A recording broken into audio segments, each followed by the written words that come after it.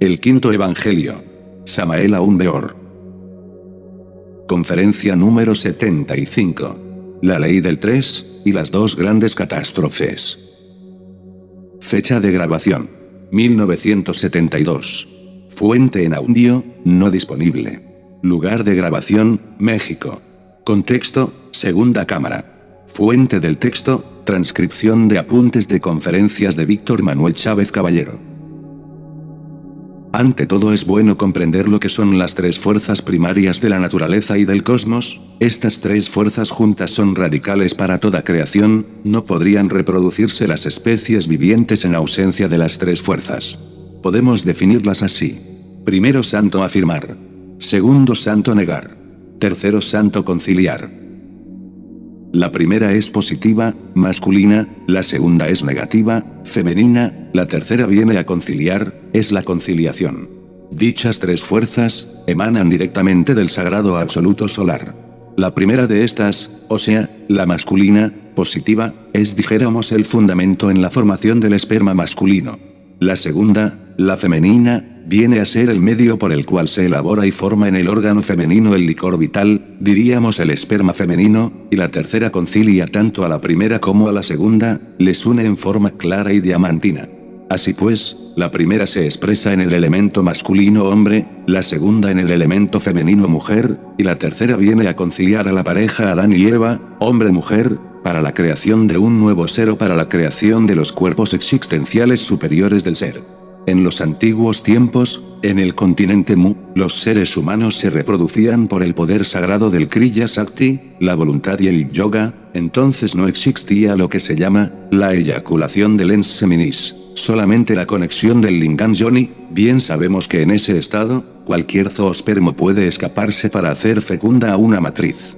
Algunos autores suponen que el placer sexual propiamente dicho, el placer consiste en extraer el famoso esperma o el sagrado esperma, devino poco antes de la segunda catástrofe transalpiniana, en el lenguaje común y corriente, diríamos, antes del hundimiento del continente Atlante, pero tales autores, y específicamente hablando del maestro Heller, están un poco equivocados en ello, porque el placer, propiamente, aquel de eyacular el sagrado esperma, fue anterior a la existencia misma de la Atlántida. Si estudiamos este asunto en los registros akáshicos de la naturaleza, podemos verificar que tal placer, deviene de la Lemuria, cuando la especie humana cayó propiamente en la generación animal, nació ese placer, y eso fue muy lamentable. Así pues, no estoy de acuerdo con aquellos que dicen que tal placer deviene estrictamente de la Atlántida. Después de la sumersión del continente Atlante, hubo cambios geológicos tremendos en el planeta Tierra, que ciertamente, con aquella catástrofe, no solo surgió la Atlántida, sino distintas áreas del planeta en general. Muchas tierras fueron sumergidas en los océanos, otras que no existían emergieron del fondo del mar, etc. Se sabe, por ejemplo, que el Manu Vaivasvata, al frente de su pueblo, llegó hasta la meseta central de Asia. Es obvio que su gente pasó cerca del mar de la Misericordia, ese mar se secó, y ahora es el desierto del Gobi. Hubo otros que no emigraron con el Manu Vaivasvata, que sin embargo fueron salvos. Desafortunadamente, muchas mujeres, muchos hombres, quedaron aislados entre la vorágine de aquellas selvas profundas, expuestos naturalmente al poder destructor de Jeropas, es decir, el tiempo. Entonces hubo necesidad de salvar vidas y el sagrado absoluto solar, con tal propósito, modificó por un tiempo la ley del santo triamazicano, es decir, del santo 3. Se dieron como consecuencia de esto, mezclas extrañas, elementos masculinos que se cruzaron con elementos femeninos de distinta especie, individuos tricerebrados, es decir, que podemos llamar humanos mezclados con bestias de la naturaleza, mujeres que quedaron aisladas completamente, resolvieron educar a determinadas bestias para mezclarse con ellas sexualmente. Bueno, de tales bestias humanas y animálicas, resultaron distintas clases de changos, monos, simios, chimpancés. Así pues, esto resulta bastante interesante. Muchos autores consideran que el origen de los changos, monos y toda clase de orangutanes y simios, devienen de la Atlántida, digo, del acontecimiento ese de la catástrofe Atlante, pero nosotros vamos mucho más lejos. Sabemos que en el continente Mu, también existieron tales bestias, que a finales de la existencia, Mu, o Lemur, muchos elementos masculinos humanos, se mezclaron con bestias que venían de la naturaleza, de ello resultó una enorme variedad de simios, orangutanes, chimpancés, gorilas. Así pues, no comparto la idea de algunos autores, en que suponen que solamente el elemento femenino, mezclados con algunas bestias de la naturaleza, es capaz de crear dentro de sí mismo changos y orangutanes. Considero que el elemento masculino también, al mezclarse con bestias, puede dar origen a la creación de distintas clases de simios, y esto sucedió no solamente en la Atlántida, sino en la Lemuria también, no solamente después del acontecimiento de la Atlántida, para hablar más claro, sino también en el continente Mu o Lemur. Así pues, toda esa clase de simios que existen en la naturaleza, devienen de la mezcla de humanos con las bestias bicerebradas que existieron en la antigüedad. Podría objetárseme, decírseme, porque ahora no se ve eso, que si por ejemplo, un elemento masculino se mezcla sexualmente con un animal femenino, ¿por qué no resulta un chango hoy en día? La respuesta es clara: en aquella época, con el objeto de materializar el santo triamazticano, el sagrado absoluto solar, resolvió producir una modificación en esa ley del 3, entonces como resultado, elementos masculinos y femeninos, aunque fueran de distinta especie, se atraían mutuamente debido a la totalidad de la afinidad de las vibraciones, no importa que el elemento masculino fuera un hombre y el femenino fuera una bestia de la naturaleza o viceversa, de todas maneras, había afinidad en la totalidad de las vibraciones. Lo importante es que hubiera dos polos, uno masculino y otro femenino. El santo conciliar, la ley del santo 3, se encargaba de conciliar a las fuerzas masculina y femenina para la reproducción, entonces nacieron monstruos de muchas clases, de diversas formas, especialmente simios, fue lo que más abundó. Se preguntarán con qué objeto el sagrado absoluto solar permitió la creación de monstruos, y decimos, gorilas, chimpancés, etc. Quiero decirles a ustedes, que la creación estuvo en peligro, tanto en la primer catástrofe transalpaniana como después de la segunda catástrofe, y entonces dijéramos, el Padre Cósmico, el Santo Absoluto Solar, alteró esa ley del Santo Triamazticano momentáneamente. Esta fue una actitud, dijéramos, de emergencia, para salvar la creación, todas las criaturas iban hacia la muerte, las condiciones de la naturaleza se hicieron, dijéramos, casi invivibles, insoportables, la tierra no estaba quieta un solo instante, temblaba incesantemente, la conciencia de todas las criaturas bicerebradas y tricerebradas, y hasta las unicerebradas, era de terror infinito, no le quedó más remedio al sagrado sol absoluto, que alterar la ley del santo triamazticano, es decir, la ley del 3. Pero, una vez que se estableció la vida después de cada una de esas catástrofes, tanto después de la primera, como de la segunda, entonces todo fue diferente. Por ejemplo, después del hundimiento de la Atlántida, se conoció esa medida de emergencia, pasado el peligro, la ley del santo 3, la ley del triamazticano, volvió a quedar en su orden primitivo. Debido a eso, hoy en día ningún elemento masculino va a sentirse atraído por un elemento femenino de otra especie. Seguro que ninguno de los hermanos, por ejemplo, de los hermanos de este santuario, va a sentirse atraído por un perro o por una vaca, ninguno de ustedes sentiría el deseo de copular, por ejemplo, con una mula, con una yegua. ¿Por qué? Porque ya el santo triamazticano marcha en su orden primitivo. Pero en los tiempos aquellos, después de la segunda gran catástrofe, ¿qué pasó? Que llegó una alteración en esa ley del santo triamazticano, y entonces elementos masculinos se unían a los femeninos, aunque fueran de distinta especie, tricerebrados con bicerebrados. ¿Por qué? Porque hubo una alteración en la ley del triamazticano, lo que importaba es que un elemento fuera masculino y otro femenino, eso era todo, no importaba en aquella época a qué especie se pertenecía, a los tricerebrados o a los bicerebrados. Con eso, podrán ustedes darse cuenta, de que las tres leyes fundamentales del santo triamazticano, o las tres fuerzas primarias que emanan del sagrado sol absoluto, son realmente indispensables, son realmente las que dirigen todo el proceso de la creación. Era pues de asombrarse uno, al ver por ejemplo, a las tres fuerzas trabajando cada una por separado y estar dependiendo pues, de los distintos organismos, así cualquier principio masculino se enamorara de cualquier principio femenino, aunque fuera de otra especie, un bípedo o un cuadrúpedo, la afinidad estaba exclusivamente en la totalidad de las vibraciones, la totalidad de las vibraciones masculinas eran afines a la totalidad de las vibraciones femeninas, eso era todo. La ley del 3, conciliaba a los dos. Todavía ahora, como recuerdo hoy en día de esos procesos arcaicos de la naturaleza, de cuando en cuando, vemos casos de bestialidad. Se supo de una señora que de pronto se encontró a su marido copulando con un animal hembra, parece que con una yegua, una vaca, o algo así, claro, la señora aquella, se desencantó del marido y lo abandonó inmediatamente, eso es claro.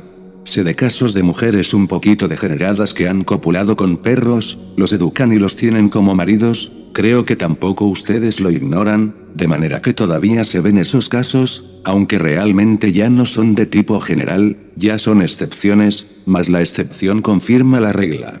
Todo esto nos invita a pensar, esos casos que se presentan hoy en día, se deben a las malas consecuencias del órgano cundartiguador. No está de más repetirles a ustedes, que todavía el animal intelectual equivocadamente llamado hombre, carga en su constitución anatómica un residuo óseo del órgano cundartiguador, quiero referirme en forma enfática, a ese extremo inferior de la columna vertebral, vulgarmente la gente le dice la colita, hasta se dio el caso y se da constantemente, aunque no en forma muy corriente, de que alguien nazca con tal colita muy desarrollada. Supe de una mujer prostituta, que con sorpresa descubrió que un hombre tenía cola y era un oficial del ejército, y ella copuló con él, y vino a descubrir que él llevaba cola, normalmente la escondía entre el pantalón y la bota del pantalón.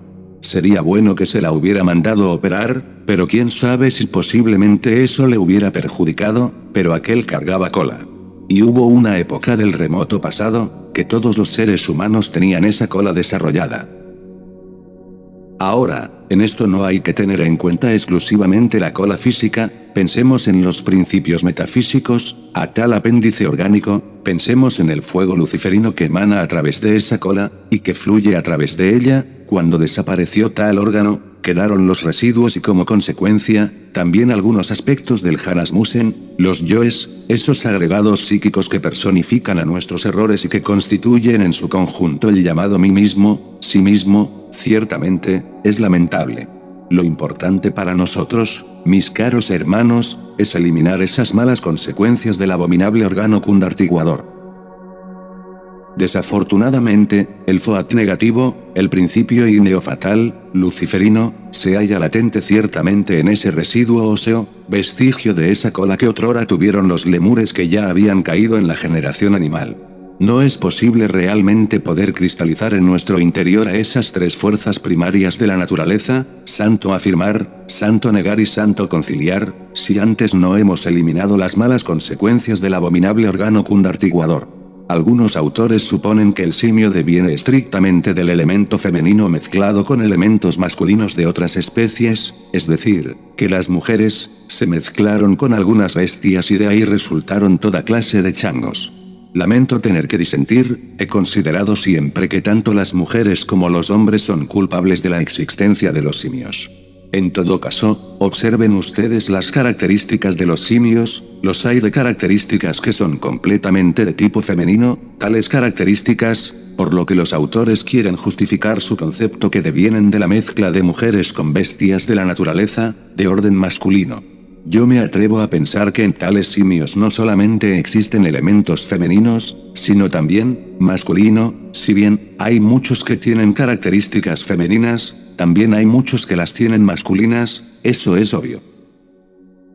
Hoy en día es difícil que ese esperma sagrado que se elabora en el organismo masculino y el sagrado vehículo femenino, pueda mezclarse con espermas de bicerebrados o unicerebrados, pero en aquellas épocas, dijéramos, críticas de la naturaleza, no puede ser imposible, debido, como ya les dije, a la alteración de la ley fundamental del santo triamacicano, o sea, del santo 3.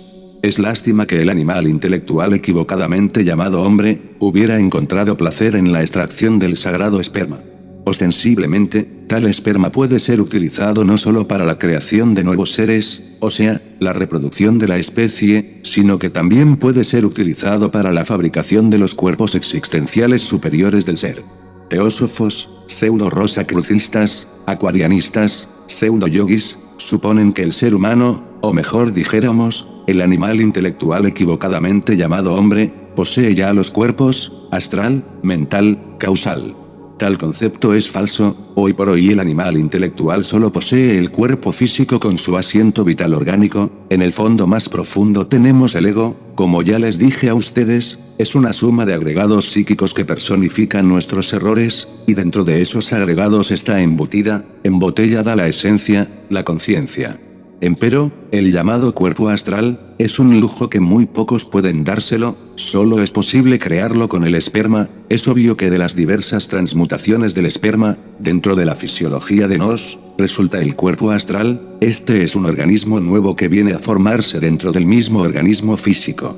Es obvio que en el ens seminis, es decir, en el esperma, existe el hidrógeno sexual Si12, si nosotros transformamos ese esperma o ese hidrógeno para hablar más claro, el resultado viene a ser la conformación del cuerpo astral. Pero ese hidrógeno, elevado a una octava de orden superior, viene a tomar forma en el interior del organismo como cuerpo mental. Uno sabe que tiene el cuerpo astral, porque puede moverse con ese cuerpo, usarlo, con sus manos, con sus pies para caminar. Mas si uno extrae el sagrado esperma para gratificación de los sentidos, es decir, por puro placer, pues no podrá entonces crear ese cuerpo existencial superior del ser. Lo mismo sucede con el cuerpo mental. Muchos creen que tienen un auténtico y legítimo cuerpo mental, así lo sostienen las escuelas de tipo pseudo-esotérico y pseudo-ocultista, mas tal concepto es falso. Uno no tiene el cuerpo mental. Lo que se llama mente en los seres humanos no es más que una suma de mentes. Cada yo psicológico que realmente vemos, es una suma de yoes que personifican a nuestros errores. Cada uno de ellos, repito, tiene su propia mente, con su propio criterio.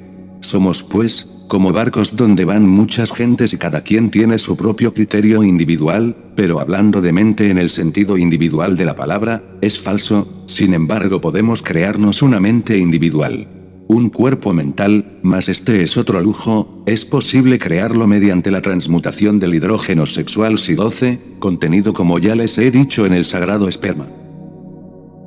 Por último, Mr. Leadbeater, Annie Besant, y muchos otros más, enfatizan la idea de que tenemos un cuerpo causal, y eso es falso. Tal cuerpo hay que crearlo y lo podemos crear con el hidrógeno sexual Si12 contenido en el sagrado esperma. Vamos ahora, a algo muy importante en relación con las tres fuerzas primarias.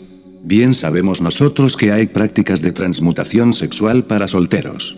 Si un individuo soltero puede transmutar sus fuerzas sexuales, si es un amante de la yoga, puede realizar muchos ejercicios extraordinarios. Si practica la meditación, llega a cierto grado de iluminación o a la iluminación misma, pero no puede autorrealizarse. Cualquier elemento masculino, por ejemplo, dedicado a la transmutación, en el tipo sexual, transmutación de soltero, si no tiene esposa, manejará una fuerza nada más, manejará el polo masculino, es decir, el santo afirmar, contenido en su esperma, podrá hacer transmutaciones maravillosas en su esperma, logrará por medio de ejercicios que existen para solteros, hacer subir, por ejemplo, vapores seminales, convertidos en energía hasta el cerebro, podrá conducir a su esperma desde los testículos, por los canales seminíferos, hasta las vesículas seminales. Más aún, si es un individuo abstemio y místico, podrá llevar tales zoospermos, por ejemplo, hasta la próstata, y de ahí hacerlos entrar en los canales sanguíneos y luego conducirlos por tales canales hasta el cerebro para despertar muchos centros, en fin, ahí va por todo el organismo, etc. Podrá fabricar maravillas en su laboratorio, pero no podría crear los cuerpos existenciales superiores del ser. ¿Por qué? Voy a decirles a ustedes por qué. Porque con una sola fuerza no es posible que pueda crear. La fuerza masculina sola no podría crear un nuevo ser. Para que haya creación, se necesitan las tres fuerzas primarias, la masculina, la femenina y la neutra. En otros términos, se necesitan el santo afirmar, el santo negar y el santo conciliar. Se necesita que esa fuerza masculina se una a una fuerza femenina y que luego intervenga una tercera, el santo conciliar, que las concilie a ambas y las fusione. Entonces viene la creación de una nueva criatura viviente para perpetuar la especie o la creación de los cuerpos existenciales superiores del ser, pero un solo polo jamás podrá crear un feto, por ley de analogías y de correspondencia, dijéramos, jamás podría crear un cuerpo suprasensible, el astral, el mental o el causal. Hay mujeres místicas también, como Teresa de Jesús, etcétera, etcétera, hay, que en verdad aman el real camino, ellas pueden conocer sistemas de transmutación intensivos, pueden hacer subir su energía creadora hasta el cerebro, pueden hacer entrar sus hormonas femeninas en sus canales sanguíneos, pueden lograr ciertas transformaciones en su organismo, mas no podrían con su sola fuerza femenina, crear un hijo, porque la sola fuerza femenina, ¿cómo va a crear un hijo? Necesita unirse a otra, una masculina. Para poder hacer una creación, y aún, uniéndose a la fuerza masculina, se necesitaría la intervención de una tercera que las concilie a ambas, a la masculina y a la femenina, entonces daría origen a una creación, a un hijo, o a los cuerpos existenciales superiores del ser. Por eso yo veo con piedad, dijéramos, a todos aquellos que pretenden autorrealizarse sin el otro polo, creen que se pueden autorrealizar con una sola fuerza. ¿Podría acaso, un foco de luz, tener luz, si hubiera más que un polo de electricidad? Es obvio que no, ¿verdad? Se necesita que los dos polos existan, que se unan mediante una tercera fuerza, que es la neutra, fuerza que las concilia a ambas, para que brote la luz. Así pues, quienes aborrecen al sexo, quienes lo maldicen, quienes suponen la autorrealización, sin necesidad del Sahaja Maituna, marchan definitivamente por el camino del error, eso es obvio. En esto de la autorrealización, no se trata de creer o no creer, se trata de experimentar directamente. Muchos que concurren a centros de espiritiadera, espiritualismos, creen que con oír un bonito discurso a través de un medium, ya marchan por el camino de la autorrealización. Otros que asisten a determinadas escuelas, creen que con solo leer determinadas obras o escuchar hermosas conferencias, se van a autorrealizar y eso no es todo. Para la autorrealización, forzosamente hay que trabajar con las tres fuerzas primarias, masculina, femenina y neutra, santo afirmar, santo negar y santo conciliar.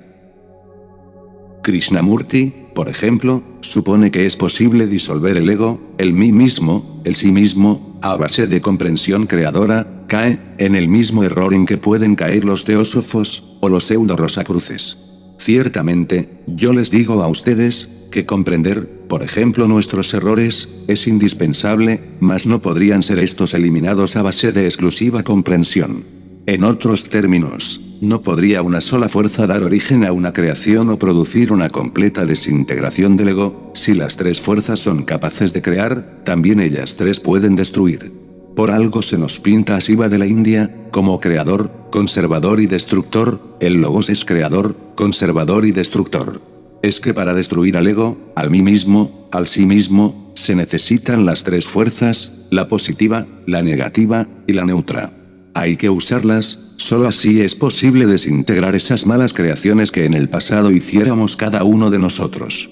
Manejar las tres fuerzas es vital cuando queremos crear o cuando queremos destruir, cuando queremos fabricar, los cuerpos existenciales superiores del ser, o cuando queremos disolver las malas consecuencias del abominable órgano condartiguador, plenamente expresadas en el ego, en el mí mismo, en el sí mismo. Eso es claro, si no destruyéramos esas pésimas consecuencias, nos convertiríamos en Hanasmusen, con doble centro de gravedad. En el mundo, hay muchas escuelas, ustedes pueden leer las obras de Gurdjieff, ahí le hacen a las instituciones de magia sagrada, pero, únicamente quiero advertirles que no se dejen meter gato por liebre, hay organizaciones muy hermosas que han sido creadas por Hanasmusen. Existen también órdenes esotéricas y religiones que han sido creadas por avataras, muchas veces, uno, atraído por la exposición sublime de alguna escuela, puede caer en el error. Como les digo, los Hanasmusen también hacen organizaciones, fundan iglesias, crean órdenes esotéricas o mejor dijéramos pseudo-esotéricas, y si uno no está alerta y vigilante como el vigía en época de guerra, puede extraviarse. Recordemos nosotros que el camino que conduce al abismo, está empedrado con buenas intenciones. ¿En qué se distingue, por ejemplo, una escuela que esté fundada por un avatara, de otra que está fundada por un Hanasmusen? Voy a decirles, que las escuelas fundadas por los avataras van contra las malas consecuencias del abominable órgano kundartiguador.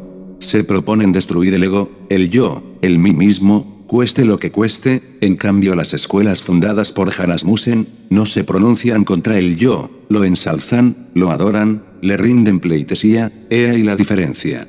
Las escuelas fundadas por avataras, conocen la llave del arca de la ciencia, o la tienen o la poseen, bien, que la hayan adquirido por tradición o que se la hayan robado o lo que sea, pero la tienen y la comunican a sus afiliados, aunque sea muy secretamente, esto es el arcano AZF.